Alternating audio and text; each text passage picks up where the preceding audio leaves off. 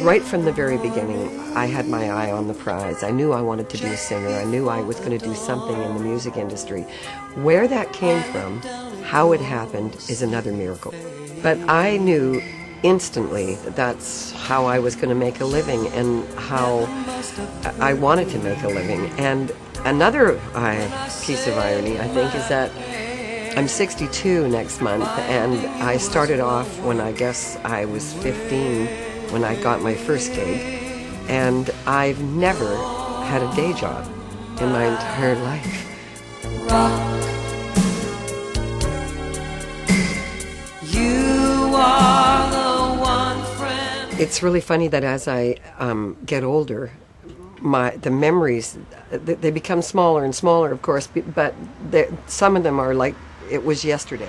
You know, I think about now when girls go out on the road and the criteria that they have to have a bus and the thing, and there wasn't anybody on the road.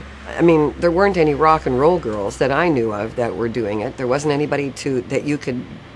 We thought about that the other day. We were sitting down and we said there weren't any rules back then because we were making them as we went along because there wasn't anybody else actually doing it. You know, I was very young when I had my child, and now, of course, everybody has babies when they're not married, but I had my daughter and wasn't married in 1959, and it was one of the scandals of this town. Tommy Chong from Cheech and Chong owned, for the whole 10 years that I worked in Vancouver, Tommy Chong owned clubs, and, you know, I always worked for him. I started to have these visions, or this dream, about this guy who would come to me at night and talk to me in my dreams. And it was Ronnie Hawkins. And nobody back in Vancouver had ever heard of Ronnie, including me. So off I went to be a hawk. She took my diamond ring. She took my watch and chain. She took the keys to my Cadillac car, jumped in my kitty and she drove up far, left me stranded in a Kalamazoo, making her a fortune off a fool like. And David and I were hawks for 2 years, I think, or a year and a half, until he got fired.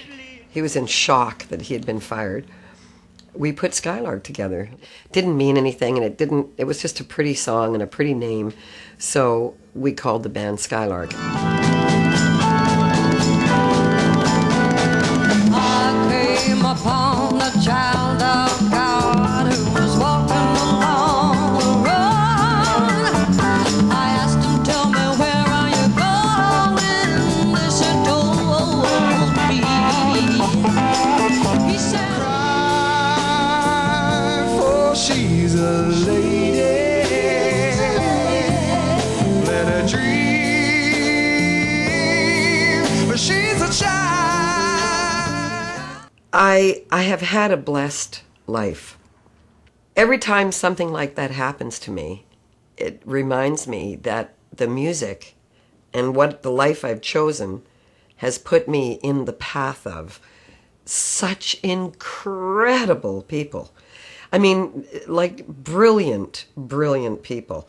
And what's miraculous is that it's still going on. You know, when us older guys get together and we talk about what has happened to the industry, and, you know, karaoke and electronic music, club owners don't seem to make any money, and musicians ask for, you know, they need to make something comparable to make a living. And this is what's happened, is that people look at the music industry and they say, why should, you know, pay you that much money? What the hell do you do? All you sit is play guitar. Meanwhile, you know, everybody else, plumbers and everybody else, is making a great living, but the musician. So when you give up your space or your slot, and that's what's happened to the music scene, is that we've just been the apathy once again. You know, if you want to be in this industry, as far as I'm concerned, you have to bloody well fight.